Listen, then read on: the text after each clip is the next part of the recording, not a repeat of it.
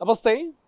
తెలంగాణ వ్యాప్తంగా ఇటు అధికార కాంగ్రెస్ పార్టీ అటు బీఆర్ఎస్ పార్టీ మధ్య మాటల యుద్ధం కనిపిస్తుంది. ప్రధానంగా ఇక క్షుద్ర పూజలు చేస్తూ ఉన్నాడు మాజీ మంత్రి హరీష్ రావు.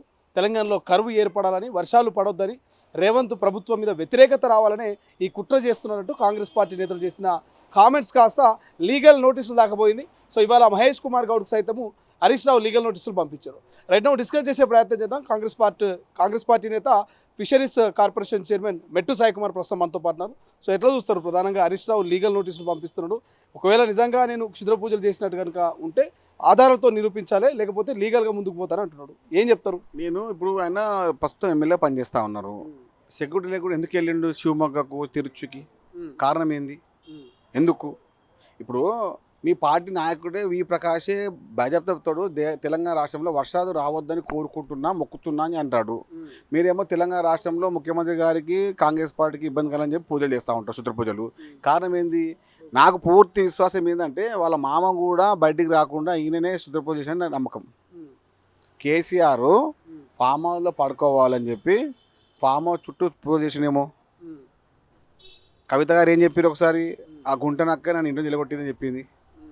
మీ ఇంటి రక్తమే దయ్యం అని చెప్పింది. ఆ దయ్యాలు మీరే కదా. అంటే ఎక్కడైతే మంచి జరుగుతుందో అలా మంచి జరగవద్దు. తెలంగాణ రాష్ట్రంలో వర్షాలు పడొద్దని, తెలంగాణ రాష్ట్ర ముఖ్యమంత్రికి హాని జరగాలని చెప్పి 4 కోట్ల తెలంగాణ ప్రజల యొక్క ఆశీర్వాదం ముఖ్యమంత్రి రేవంత్ రెడ్డి గారికి ఉంది. తెలంగాణకు సంపూర్ణంగా పరిపూర్ణంగా న్యాయం చేస్తారని చెప్పి పూర్తి విశ్వాసం తెలంగాణ ప్రజలపైన ఉంది.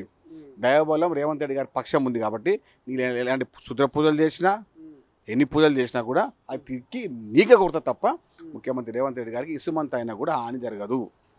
ఇదైతే హిందువులను అవమానపరిచే విధంగా, అఘోరాలను అవమానపరిచే విధంగా కాంగ్రెస్ పార్టీ నేతల కామెంట్స్ ఉన్నాయి. గుళ్ళకు పోయే ప్రతి ఒక్కరు క్షుద్ర పూజలు చేస్తారా? అట్లయితే మొన్న బోనాల పండుగ కూడా బల్కంపేటకు చాలామంది హిందువులు పోయారు. వాళ్ళందరూ క్షుద్ర పూజలు చేసినట్టేనంటూ ఆర్ఎస్ ప్రవీణ్ కుమార్ కామెంట్ చేస్తున్నారు. ఏం చెప్తారు? ఆర్ఎస్ ప్రవీణ్ కుమార్ గారు ఇంతకుముందేమో కేసీఆర్ని, కేటీఆర్ని ఏ పార్టీ నాయకులు తిట్టని బూతులు, ఏ పార్టీ నాయకులు చెప్పలే అని సత్యాలు చెప్పిన ఆర్ఎస్ ప్రవీణ్ కుమార్ గారు బీఆర్ఎస్ పార్టీ పోగానే పుణితులు అయిపోయిర్రా? చెప్పండి.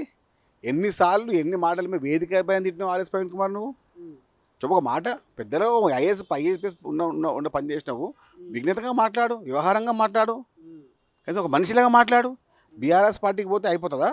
అంటే పొద్దుల్లో ఆయన భజన చేయాలన్నా, కేటీఆర్ భజన చేయాలన్నా, కేసీఆర్ భజన చేయాలన్నా? నువ్వు అంటే బీఆర్ఎస్ పార్టీ నువ్వు బీఎస్పీ అధ్యక్షుడు ఉన్నప్పుడు వేదికల పైన కేసీఆర్ని, కేటీఆర్ని నానా బూతులు తిట్టింది ఎక్కువ నువ్వే కదా ఆర్ఎస్ ప్రవీణ్ కుమార్ గారు. ఇప్పుడు ఎట్లా కేసీఆర్ మంచిగా అయిపోయింది, ఇప్పుడు ఎట్లా బీఆర్ఎస్ పార్టీ మంచిగా అయింది, ఇప్పుడు ఎట్లా కేటీఆర్ మంచిగా, హరీష్ మంచిగా అయ్యాడు? ఎందుకంటే నీతులు మాట్లాడుతున్నారు. 10 సంవత్సరాలు బూతులు మాట్లాడగా మొదలగా మీరు వాళ్ళపైనే ఇప్పుడు నీతులు మాట్లాడతారా? సిగ్గులేని మాటలు బంద్ చేయండి. మీరు చదువుకున్న విఘ్నులు అట్లా మాట్లాడితే మేము గౌరవిస్తాం. కానీ ఏదో నోరు ఉంది కదా, మాకు ఉంది కదా అని చెప్పి మాట్లాడితే మేము కూడా మీకైనా ఎక్కువ బూతులు మాట్లాడగలం. వ్యక్తిగతంగా టార్గెట్ చేస్తే మేము వ్యక్తిగతంగా టార్గెట్ చేస్తాము. మహేష్ కుమార్ గౌడ్ ఏ బ్రాండ్ తాగుతాడో, ఎక్కడ తాగుతాడో మాకు తెలుసు, మేము బయట పెట్టాలని ఆర్ఎస్ ప్రవీణ్ కుమార్ కామెంట్ చేస్తుండే. ఎట్లా చూస్తారు? ఆయన గౌడ్ అండి. ఆయన తాగనివైనా ఆయన తాగని కల్లా అరే ఎవరు మాట నేను బెస్ట్ నేను చూడని చేపలా ఏం మాట్లాడతారు ఆర్ఎస్ ప్రవీణ్ కుమార్ గారు? మీరు ఏ గుళ్ళల్లో, ఏ యొక్క స్కూళ్ళల్లో బిల్లల్లో తీసుకురో నాకు తెలియదా అండి? స్కూల్స్లలో వాళ్ళ బిల్స్ కోసము మీరు ఎంతమంది ఇబ్బంది పెట్టారు మాకు తెలియదా? ఆర్ఎస్ ప్రవీణ్ గురించి మాట్లాడతారా ఆర్ఎస్ ప్రవీణ్ కుమార్ గారు? మీరు అధికారికంగా ఉండి ఎంతమంది బ్లాక్ మెయిల్ చేసారో మాకు తెలియదా? అధికారి చూపించుకొని ఎంతమంది చందా చేసారో మాకు తెలియదా? రాహుల్ గాంధీ సైతం గతంలో 56 రోజులు కనిపించకుండా విదేశాలకు పోయారు. ఆయన క్షుద్ర పూజలు చేయడానికైనా పోయిండా? సో మరి ఆయన గురించి కూడా మీరు చెప్పాలి మీరు అనేటువంటి కామెంట్ చేస్తుండే. ఎట్లా చూస్తారు రాహుల్ గాంధీ గురించి కామెంట్ చేస్తుండే? అబ్బా ఆర్ఎస్ ప్రవీణ్ కుమార్ గారు, మీరు రాహుల్ గాంధీ గురించి మాట్లాడి మీ స్థాయి మీకు ఎక్కడిది ఆ స్థాయి మీకు? ఎందుకు అంత అంత అంత ఎమోషన్గా అంత హై పిచ్ అనుకుంటారు మీరు? మీరు మామూలు బీఆర్ఎస్ పార్టీ కార్యకర్త మాత్రమే. మీ డిసిషన్ మేకర్ కాదు, డిసిషన్ టోలర్ కూడా కాదు. చేతకోటి లింగాలు ఒక లింగానివి. ఎందుకు మాట్లాడతావు? కాబట్టి స్థాయి తగ్గట్టు మాట్లాడితే మేము కూడా మంచిగా మాట్లాడతాము. మీరు రాహుల్ గాంధీ గురించి మాట్లాడితే ఇక మీకు అంత స్థాయిగా చెప్తున్నాము. ఆర్ఎస్ ప్రవీణ్ కుమార్ ఐపీఎస్ అధికారిగా ఉండి స్కూళ్ళస్లో, విద్యా సంస్థల్లో ఎంతమందికి ఫోన్లు చేసి బ్లాక్మెయిల్ చేసిండో, అధికారికి ఎంతమంది ఇబ్బంది పెట్టిండో బిల్స్ కోసం డబ్బులు కోసం ఎంతమంది చేసి మాకు తెలుసు. మీరు మా దేశం మాట్లాడుతున్నారంటే మీకు ఆ స్థాయి మీకు ఎక్కడిది? వరుసగా మీ పార్టీ నేతలకు ముగ్గురికి నోటీసులు వచ్చినాయి. ఇటు సామాక్ కావచ్చు, లేకపోతే అద్దంకి దయాకర్ కావచ్చు, లేకపోతే మహేష్ కుమార్ గౌడ్. లీగల్ నోటీసులు మీరు ఎదుర్కొంటారా? మీ పార్టీ లైన్ ఏంటి? నెక్స్ట్ ఏం చేయబోతుంది? 100కు 100% ఎదుర్కొంటాము. ఇలాంటి తాటాపు చక్కర్లకు అదేదో చిన్న చిన్న డైలాగులకు అదేదో చెప్పిన మాటలకు మేము భయపడలేదు. ఆ నోటీసులు మాకు ఎన్ని వచ్చినా కూడా ఒక్క చక్రం మాకు భయపడే సమస్య లేదు. అధికారికంగా మా దగ్గర ఆధారాలు ఉన్నాయి. ఆయన ఫోన్ యొక్క లొకేషన్స్ ఉన్నాయి. ఎందుకు సెక్యూరిటీ లేకుండా పోయిండు, ఎందుకు ఆ సమయంలో పూజ చేయాల్సి వచ్చింది, ఎందుకు అర్ధరాత్రి పూజ చేయాల్సి వచ్చింది, ఎందుకు శివమొగ్గ పోయిండు, ఎందుకు తిరుచి పోయిండు, మార్చి 31 ఎందుకు పోయిండు, మార్చి 2కి ఎందుకు పోయిండు, జూన్ 2కి ఎందుకు పోయిండు, 5 సార్లు తెలంగాణ రాష్ట్రం కాకుండా ఇతర రాష్ట్రాల్లో తమిళనాడు కానీ కర్ణాటకలో పూజలు చేసిండు. ఆ పూజ కారణం ఏంది? అది మా అమ్మ కోసమా, కాంగ్రెస్ పార్టీ కోసమా, ముఖ్యమంత్రి కోసం గారి కోసమా చేసిన మేము నిరూపిస్తాము. 100కు 100%. ఇందులో మీ దగ్గర ఏమైనా ఫోటోస్ లేకపోతే వీడియోస్ ఉన్నాయా? లొకేషన్స్ ఉన్నాయి. ప్రతిపక్షాల ఫోన్లు అధికార కాంగ్రెస్ పార్టీ ట్యాప్ చేస్తుందా? లొకేషన్స్ ఇప్పుడు నేను ఇక్కడ ఉన్నానండి. నేను ఇక్కడ ఉన్న 6 ఛానల్ ఉన్నా. నేను ఇక్కడ ఉన్న ఏంది లొకేషన్ తెలుసు కదా. లొకేషన్ ట్రాప్ చేస్తారు కదా. ఇప్పుడు నేను ఇక్కడ లేను, నేను బంజారాస్లో ఉన్నా అంటే నేను తెలుసు నమ్ముతారు ఎవరన్నా? ఈ సమయం చూడండి. సమయము 3:20 అవుతుంది.